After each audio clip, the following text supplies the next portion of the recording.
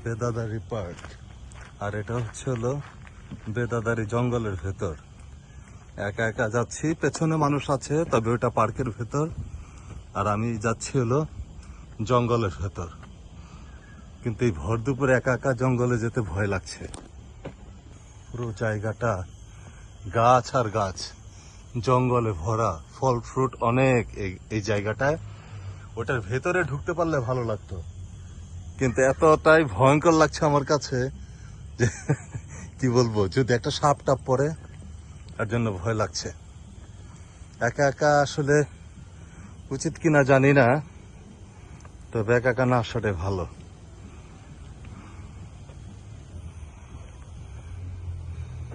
কত সুন্দর একটা জায়গা, একদম গাছ গাছ আর গাছ।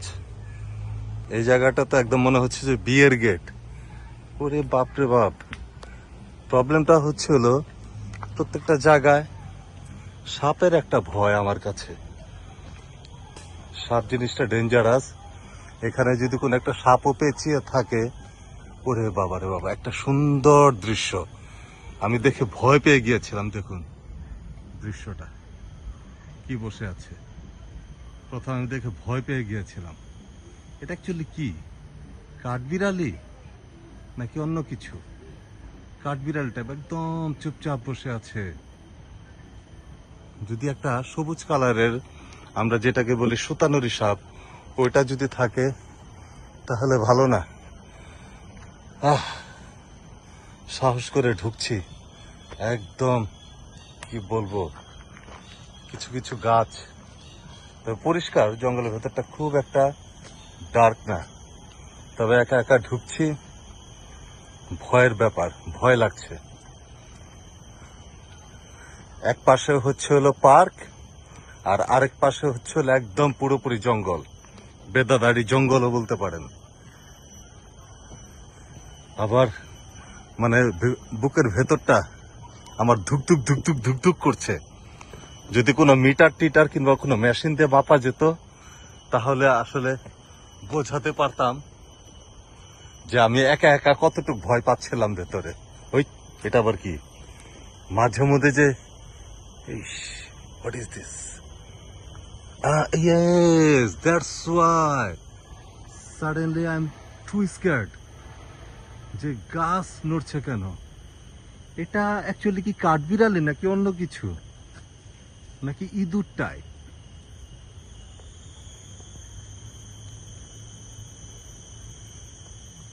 হঠাৎ করে গাছটা নড়ে উঠেছে, আমি খুব ভয় পেয়ে গিয়েছিলাম।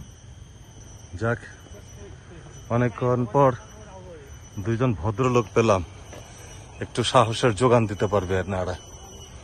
তাছাড়া ও এখান দিয়ে অনেক মানুষ, এখান দিয়ে অনেক মানুষ। আর জায়গাটা একদম, আমরা সুন্দর তো গাছটা, বেঞ্চ। একা একা হাঁটতে ভালোই লাগে, কিন্তু হাঁটাটা যদি 3 থেকে 5 মিনিটের মতো একটু সময় হয়, আর আমি যদি একা একা থাকি, ভয় লাগে। এটা হলো কাঁঠাল গাছ। কাঁঠাল গাছের একটা বৈশিষ্ট্য, সিঙ্গাপুরে কাঁঠাল বলেন, আম বলেন, সারা বছরই ধরে। সিঙ্গাপুরের একটাই মাত্র ওয়েদার, গ্রীষ্ম, প্রচুর গরম এবং সারা বছর বৃষ্টিপাত হয়, যার কারণে সিঙ্গাপুরে কোনো ধুলাবালি নেই। আর ধুলাবালি যদি কোনো জায়গার থেকে উড়ে, তাহলে পরিবেশ সংস্থা যারা, এ নিয়ে ন্যাশনাল এনভায়রনমেন্ট এজেন্সি, এরা এসে একটা জরিমানা করে দেবে। এত সুন্দর একটা জায়গা, কি বলবো, মানে অনেক সুন্দর, তুলনাহীন। আর হ্যান্ডসাম একটা রোদ পড়েছে, এখন আর সহ্য হচ্ছে না রোদটা।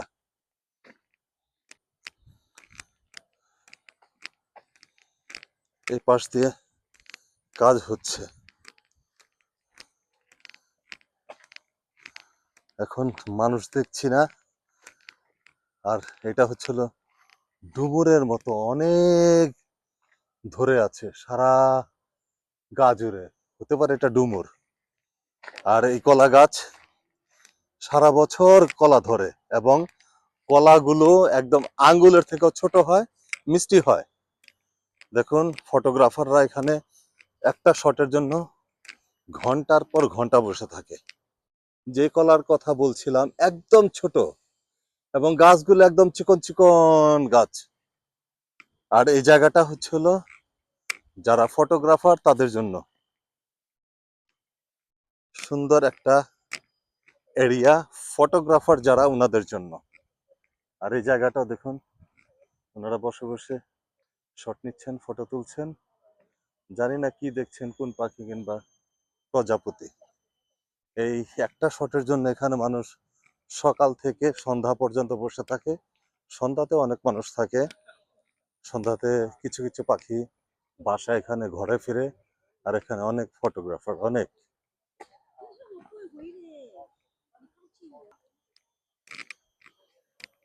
আর আরেকটা জিনিস, ঝিঝি ঝিঝি শব্দ আছে ভর দুপুর।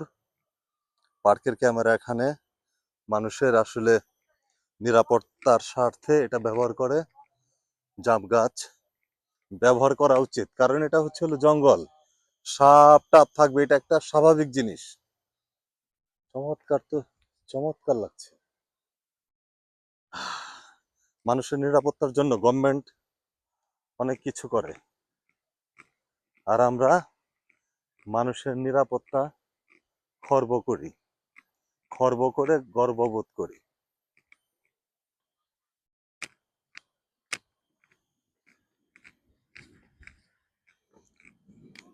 মেঘ গর্জন করছে, সম্ভবত বৃষ্টি নামবে। চারিদিকে অরণ্য অরণ্য অরণ্য, জঙ্গল। মাঝে মধ্যে জঙ্গলে হাঁটতে হাঁটতে আমি একা, আর তখনই জিনিসটা খারাপ লাগে, ভয় কাজ করে। একা একা হাঁটলে ভয় কাজ করে। কত সুন্দর গাছগুলা, কতটুকু সুন্দর লাগছে ক্যামেরায় জানি না, কিন্তু বাস্তবে খুব সুন্দর লাগছে এই গাছটা। আর এখানে তো ঢেকি শাক, বেদাদারি, জঙ্গল থেকে, ফরেস্ট থেকে। আমি আপনাদের পাভেল বলছিলাম, দোয়া রাখবেন আমার জন্য। আসসালামু আলাইকুম।